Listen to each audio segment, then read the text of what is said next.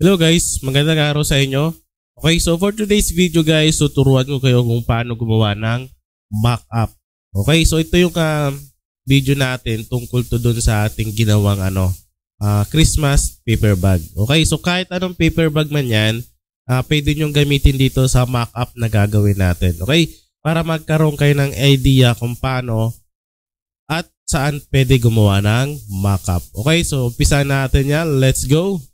Okay guys, so gagawa tayo ng mock-up para sa ating personalized paper bag. Kahit anong pa yung paper bag na yan, pwede ka gumawa ng mock-up gamit itong Canva. Okay, kung wala ka pang Canva, click mo lang yung nasa description. Andyan yung link kung paano gumawa ng account sa Canva at libre lang yan. Okay, so pag may account ka na sa Canva, andito ka na sa pinaka-dashboard na. So gagawin natin dyan, punta ka lang dito sa apps. Okay, so apps, click mo yung apps na yan. I-click mo yung mock-ups.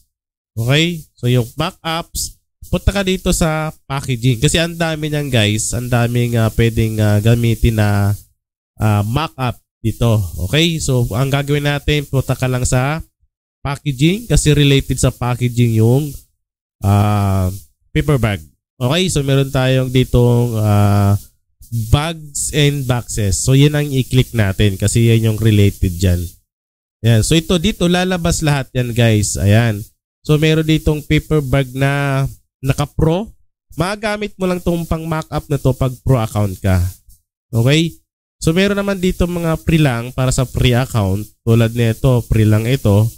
Yan yung mock-up na yan. At ito, basta wala siyang parang ganito yung pro. Ayan. Pwede mo magamit yan. Pero tignan nyo na lang din. I-check nyo na lang din. So, ang gagamitin natin dyan, pipili tayo na mas maganda. So, dito na lang tayo sa free. Kasi walang lumabas dito. Pero check na lang din. Okay? So, dito tayo. Ito yung piliin natin kasi yan yung mas malapit. At free lang din para sa mga free account dyan. So, pag na-click na natin yan, i-click mo lang yung select. Okay? Yan. So, click mo lang yung select kasi mag-upload ka. Ayan. So, ito yung mga in-upload ko nakaraan. Yan. Pag wala pa yung design mo dito, ang gagawin mo dyan yung upload. So, pupunta yan dun sa download section mo or sa folder mo. So, hanapin mo na lang. Okay, sa akin kasi nandito na. So, i-click na lang natin yan para shortcut na lang. Okay. So, i-click natin to. Pipili tayo na isa. So, ito na lang. Okay, so yun ang pipili natin na sample. So hintay lang natin siya mag-loading. Ayan. So pag lumabas yung ganyan, ang gagawin mo dyan, i-adjust mo. Okay, so ilagay mo lang yung fill. Ayan. So ganun siya, isa-center mo na lang. Okay, so click mo lang save. Ayan, so meron ka ng mock-up para sa yung personalized paper bag. Kahit ano pa namang paper bag yan, pwede dito gawin. Okay, so meron ka ng magandang pwedeng i-post sa Facebook or Messenger or kahit saan pa man yung social media na yan. Kagandahan kasi guys, pag meron kang mock-up, maganda yung presentable yung pag-post mo.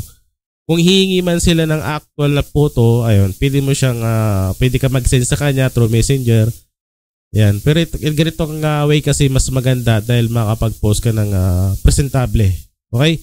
So meron na tayong isa nagawa. Ganun lang din naman yon. So click natin to isa pa. Try natin ito isa kasi meron siyang side view na isa parang puti. So click natin yan para masubukan din natin. Okay, so marami pwede pagpilian. Yan. Kung naka-pro account ka, piliin mo yung mga naka-pro kasi maganda-ganda yan. So dito, ibang design naman. So ganun pa din, select mo lang. Tapos pili lang tayo ulit ng isa pa. So ito na lang. Okay, select. Ayan. So same pa din kanina. Fill mo lang para lumaki. Save. Okay, so meron ka na ulit mock-up na ginawa. So kanina hindi ko pala na-explain kung paano i-download. So dito, pag nagawa mo na yung mock-up mo, ayan. So click mo lang tong save mock-up.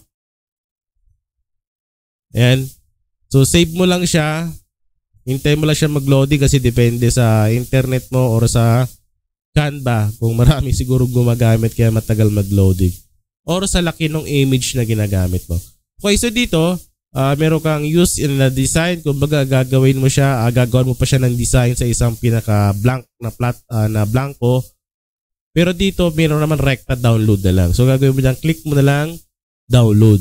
Ayan. So meron ka na kaagad mock-up para sa iyong paper bag. So again guys, kahit anong paper bag na gawin mo pang personalize, basta ganito yung itsura ng kalalabasan ng gagawin mo, pwede mo kang gumawa dito sa mock-up natin sa Canva. Okay? So ganun lang siya kasimple. Sa mga nanonood ngayon na hindi na panood yung paggawa ng paper bag, hanapin mo na lang guys dyan sa aking Facebook page or sa YouTube channel. Andun lang din naman yung video ko kung paano gumawa ng Christmas paper bag. So personalized sa paper bag. Ano siya? Photo paper na glossy 200 GSM. Depende sa yung kapal. At depende rin sa printer na gamit kung gaano kapal ang pwedeng i-print. Okay? So huwag kayo magpiprint na masyadong makapal kasi mamaya masira yung printer nyo.